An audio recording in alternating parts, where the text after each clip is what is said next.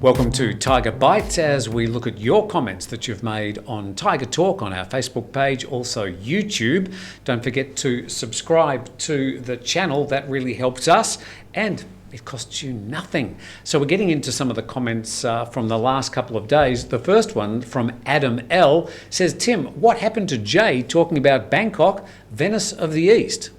What's your excuse, Jay? Well, Adam, I do apologize that the video is not out yet, but we are doing a special week of Good Morning Thailand here with Michael Kenner, addressing a new topic every day. We will unfortunately have to delay that part of the video for next week. Okay, so there you go. Venice of the East coming up in following programs of Good Morning Thailand. I've got two here from one person, which we usually try and pick as many different people as possible.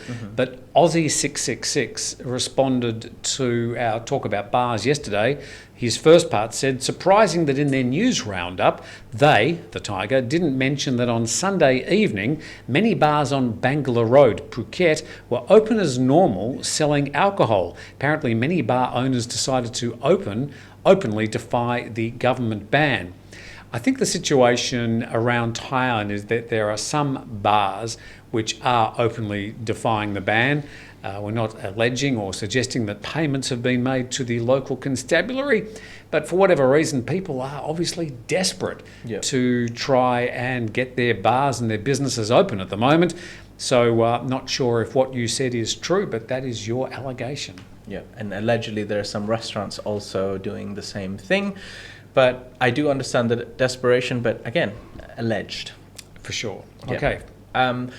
Moving on, I have a comment here from Original Blazer Kunda, who's talking regarding, I believe, the bar girls. That was a topic yesterday on Good Morning Thailand. And OnlyFans. And he says, you cannot taste anything on the internet. Now, I'm guessing he's talking regarding the real experience of actually being at a bar and meeting people. There's nothing like a live experience.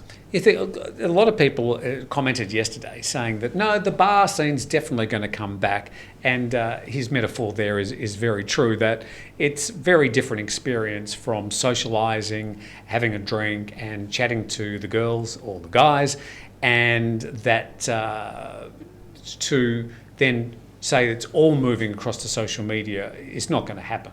Yeah. But if it's not OnlyFans, it'll be something else. And technology will continue to have an influence, but I'm pretty sure as soon as the bars open that there will be a number of international tourists that will be happy to come back. Whether the bar scene will return to anything like it used to be pre-COVID, I'm not so sure, but we'll soon know. Yep. Okay, another one. Yeah, I have another comment going along the same topic from Puggirl415. She was slightly upset. She says, this is a story by men and for men's fantasies. Again, referring to the OnlyFans story. Good for all women to be able to freely do what they need and want to do to survive. Otherwise, much less discussion is needed about what it means to tourism. Thumbs down on this video. Now, Puggirl, to respond directly to your comment, we'd just like to say we weren't trying to criticize or judge any women for whatever they do. They are free to do exactly what they need to do. Nobody's going to be paying their bills, so my response would be you do you. Yeah, we're certainly not moralising about the situation. We're just trying to report that we saw a trend about how the bar scene had been affected by social media and technology, and that was really the full intent of the story. Aussie88666 encapsulated a lot of other people's comments by saying what they, the Thaiger, failed to consider was that few girls are making a fortune from online content only because the bar scene and face-to-face contact is currently not available. Once the bars open again, why would anyone settle for virtual contact? I think you're absolutely right. We will soon know. Yep. Right. Moving on, I have a comment here from Warn the Idiot Masses. Who? Warn the Idiot Masses. Okay. And he's talking about regarding a story that we came out with yesterday regarding the MP who challenged the Prime Minister to a kickboxing match. And he says, Well, the stakes were quite high because he said whoever wins the match, he would stand down as an MP if he lost. He also offered to tie one hand behind his back. Yeah. He said if the Prime Minister loses, he'd have to stand down from the Prime Ministership. So the stakes were high. yes. And the comment goes, master kickboxing skills are a prerequisite to leading a country, ? Is that what he thinks? I do slightly agree with this comment, just randomly asking someone for a kickboxing match because you don't agree with them or you don't like them doesn't seem the way to go in politics. What do you think, Tim? All I can say is that we'd never heard of that MP before this particular incident. Ooh, and we have now. We have now. We probably won't hear about him much again. Jimmy Boy's Movies said, I really like this chat, once again alluding to the discussion yesterday about the bar scene in Thailand. But the coyness of you all, like you don't know what's really happening about the bar scene, makes me smile. Stay safe. Well, from my point of view, I'm not really an aficionado of the bar scene. Obviously, I'm fairly well aware of what happens there. I've spoken to many people. I've spoken to some of the bar owners in the past. We are aware of what goes on. I've also got lots of friends who wax lyrical about their particular adventures in the bars. From my point of view, I'm usually in bed by 9:30 at night, so I'm not really much of a bar goer. Yeah, Jimmy, a lot of the times we're presenting a topic, we have to also be aware that there are many people who are not aware of a lot of the topics. Us as locals, we've been here for long enough to actually know what's going on.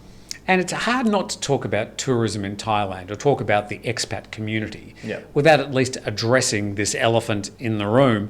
I mean, the bar scene exists. We all know what happens there, and there's no harm of us discussing it. And we obviously did in detail yesterday. We probably won't for a few weeks. One more from you? Yeah, I've got my last comment here from Scuba Sausage from yesterday's Thailand News Today. Love the name. You've got the best the names today, yeah. for sure. Scuba Sausage says, booster shots, ? But pretty much everyone I know whom used to live in Thailand hasn't even had their first jab yet, and most of them are old. Now, Scuba Sausage, you do have a point. I'd just like to give a quick statistic out. Currently today in Thailand, 20.4 million people have received at least the first dose of their vaccine. However, you are right, only 8.4% of the current population has now received second dose of their vaccine. So 8.4% seems like a very small number. Well, I'm going to be adding to that number today when I get my second dose of AstraZeneca.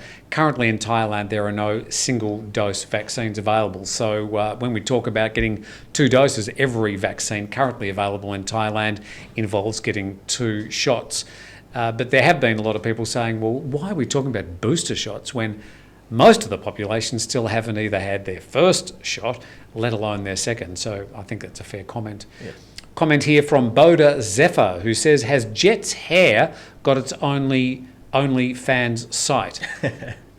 Neither Jet nor his hair, which I think we address as 2 separate entities, Of course. have their OnlyFans site. You've got to give the hair the respect it deserves.